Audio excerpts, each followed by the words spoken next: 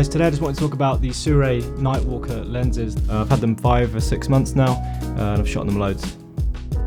Everything in this video is going to be shot on these lenses. My favourite is the 24, so it's probably going to be a little bit 24 heavy, but yeah, I'll try and get a little bit of everything in there. Yeah. They come in at roughly 510 grams. They're all the exact same length, and all the dimensions are pretty much identical. They've all got a 67mm filter thread, and they all go from T1.2 through to T16. So this set is equivalent to a 34, 49 and 77mm lens. So it's a quite nicely well-rounded set, but to be honest, I would like something a little bit wider as well. 35 is a bit tight for the widest angle. You're actually looking at the 35mm at about 1.8 right now. That's what I'm shooting on. It's worth noting that almost all of my exterior shots are going to be with the Tiffin 82mm variable ND, because I want to shoot at somewhere between f1.2 and f2, and obviously in broad daylight that's not super easy, so yeah, just bear that in mind.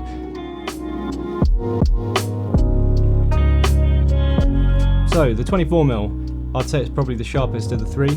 I will say the 55 seems to be a tiny bit softer than the other two when wide open, but I don't think it actually is. I think it's just that obviously at 55mm at 1.2 your focus plane is razor thin. But yeah, we can get into that later. All of them seem to perform really well at 1.2, but I've been shooting at f2 quite a lot just because focusing real tricky at 1.2. And to be honest, f2 seems to be a sweet spot between, there's a lot of character and there's still a lot of separation, but it's sharp. So here's a really basic sharpness test I've thrown together. So this is the 55mm at 1.2, 2 and f4. F1.2, as you can see, is quite soft. Edge sharpness isn't terrible, but sharpness across the board is not great. 2 looks pretty decent. Edge sharpness is way better. Contrast generally is way better. 4 is nice and sharp, and anything above f4 seems to be relatively consistent sharpness wise from here. So now we're looking at the 35mm.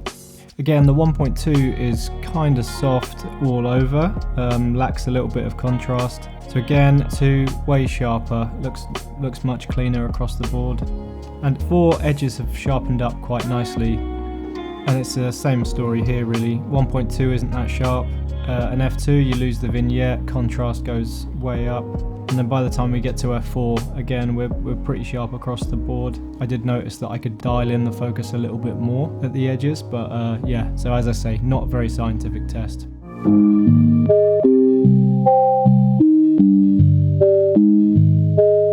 All of the lenses flare as you would expect, but it's quite a controlled flare for the most part.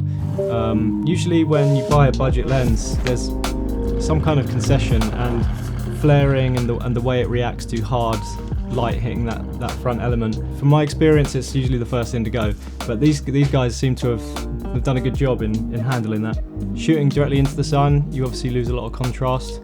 I think it also doesn't help that I'm using an 82mm VMD, so there's a huge piece of glass in front that's susceptible to catching light, so I don't mind the flare. I don't think it's too distracting. I don't think it's too ugly. I will say direct harsh sun when wide open does create some funkiness. I don't think it's too detrimental to the image. Lens flares are pretty subjective, but hopefully this video has shown you enough examples that you can make your own mind up whether they're acceptable for your stuff.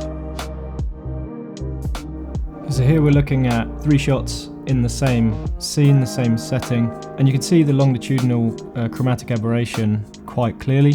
So the 24mm, not terrible, I've definitely seen worse. Next up is the 35, which probably suffers the worst. You see the chair in the foreground has a pretty strong magenta outline to it, as well as the menu and pretty much anything that's being hit by a hard highlight. And then the 55 again performs very similarly to the 24. I haven't yet had a shot that I've deemed unusable as a result of chromatic aberration, but it's definitely there.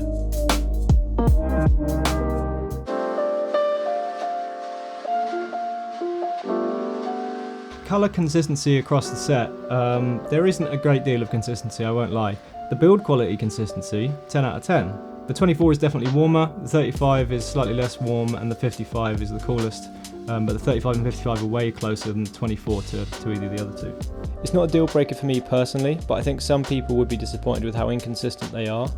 I think it's worth saying though that the colour, yeah, it isn't super consistent, but the look outside of that, you know, flaring, chromatic aberration, the sort of softness to the image and the general characteristics wide open are very consistent. Here's a super quick comparison between the Nightwalkers and some common stills lenses. Note that profile corrections work on still lenses with an electronic connection but won't work on these. The focus and aperture rings are super smooth. The focus ring's almost too smooth. It's the slightest knock and it'll move. Obviously if it's got, say, a follow focus attached, that's not a problem. It's just something to bear in mind when solo operating if you're focusing by hand.